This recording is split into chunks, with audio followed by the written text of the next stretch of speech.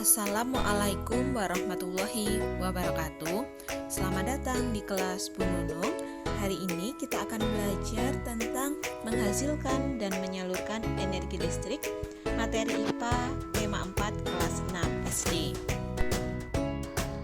Beberapa jenis sumber daya alam yang bisa digunakan untuk membangkitkan energi listrik antara lain air terjun, air sungai, angin, panas bumi, gas alam, dan lain sebagainya. Macam-macam pembangkit listrik. Yang pertama ada PLTA, pembangkit listrik tenaga air, PLTB, pembangkit listrik tenaga bayu atau angin, PLTD, pembangkit listrik tenaga diesel, PLTPB, pembangkit listrik tenaga panas bumi, PLTS, pembangkit listrik tenaga surya, PLTGL, pembangkit listrik tenaga gelombang laut, dan terakhir PLTU, yaitu pembangkit listrik tenaga uap. Itu adalah beberapa macam pembangkit listrik. Kita akan membahas PLTA atau pembangkit listrik tenaga air, menggunakan energi gerak dari air untuk menghasilkan energi listrik. Beberapa contoh PLTA yang ada di Indonesia. Yang pertama ada PLTA Gajah Mungkur yang berada di Jawa Tengah.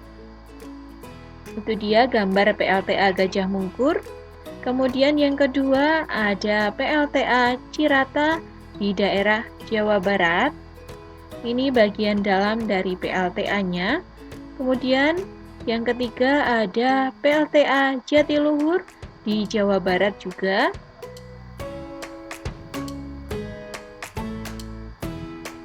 Selanjutnya ada PLTA Singkarak di Provinsi Sumatera Barat. Contoh yang terakhir ada PLTA Lanora di Sulawesi Selatan.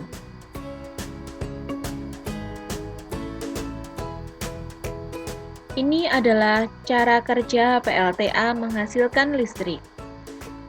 Yang pertama, air dari bendungan atau waduk dialirkan menuju ke turbin, sehingga turbin bisa bergerak yang selanjutnya menggerakkan generator. Lebih jelasnya, gambarnya seperti ini. Energi gerak air menggerakkan turbin, kemudian turbin menggerakkan generator, rotor pada generator bergerak melewati konduktor, sehingga menghasilkan energi listrik.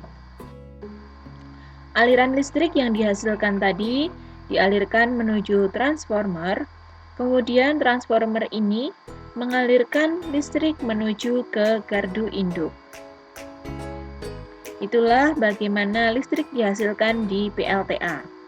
Selanjutnya ada pembangkit listrik mikrohidro, yaitu suatu pembangkit listrik skala kecil yang menggunakan tenaga air sebagai tenaga penggeraknya, seperti saluran irigasi, sungai, atau air terjun alam dengan cara memanfaatkan tinggi terjunan dan jumlah debit air.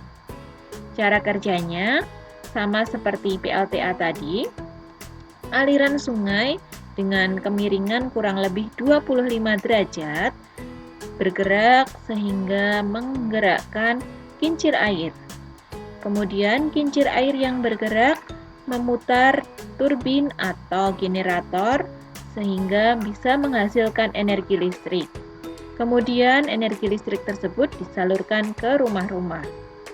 Yang ini adalah PLTS, yaitu pembangkit listrik tenaga surya yang menggunakan energi cahaya matahari untuk menghasilkan energi listrik.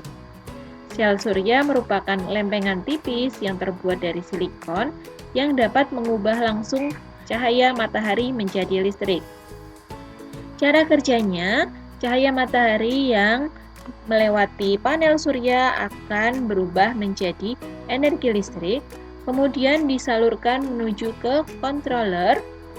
Kemudian dari controller ini, energi listrik disalurkan ke baterai sebagai cadangan untuk menyalakan listrik di sore atau malam hari. Kemudian yang sebagian disalurkan menuju ke inverter yang selanjutnya digunakan untuk menghidupkan atau menyalakan berbagai alat rumah tangga. Bisa televisi, lampu, kulkas, atau mesin cuci. Ini skema penyaluran energi listrik dari pembangkit listrik, kemudian disalurkan menuju ke penaikan tegangan atau transfer trafo step up, kemudian disalurkan ke SUTET. Nah, SUTET ini adalah saluran udara tegangan ekstra tinggi yang gunanya menyalurkan energi listrik dari pusat pembangkit listrik ke gardu induk. Penemu transmisi listrik yaitu Nikola Tesla.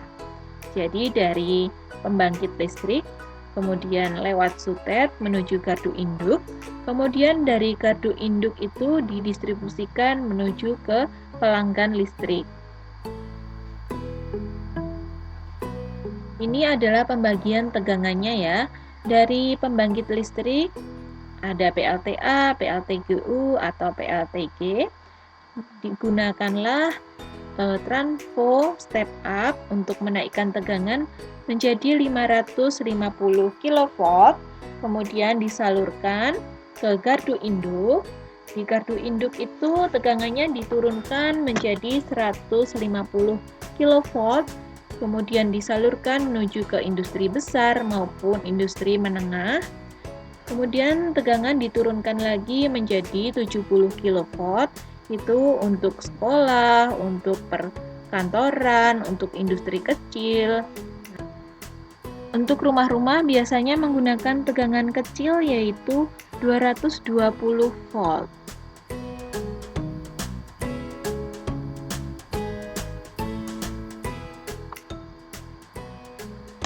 Trafo atau transformer adalah alat yang digunakan untuk menaikkan dan menurunkan tegangan listrik. Trafo step up untuk menaikkan tegangan, dan trafo step down digunakan untuk menurunkan tegangan listrik.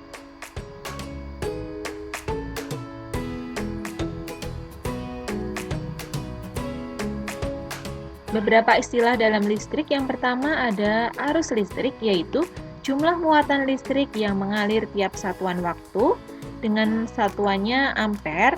Yang kedua ada tegangan listrik, yaitu perbedaan potensial listrik antara dua titik dalam rangkaian listrik dengan satuan volt. Yang ketiga ada daya listrik, yaitu laju hantaran energi listrik dalam rangkaian menggunakan satuan watt. Dan yang terakhir hambatan listrik, yaitu perbandingan antara tegangan listrik dari suatu komponen dengan arus listrik yang melewatinya. Satuannya adalah ohm.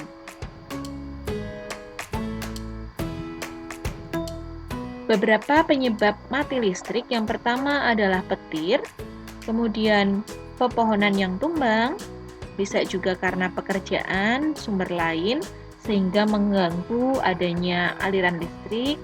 Kemudian yang keempat adalah binatang, yang kelima adalah penggalian. Bisa juga mati listrik ini disebabkan oleh bencana seperti banjir, angin puting beliung, maupun gempa bumi.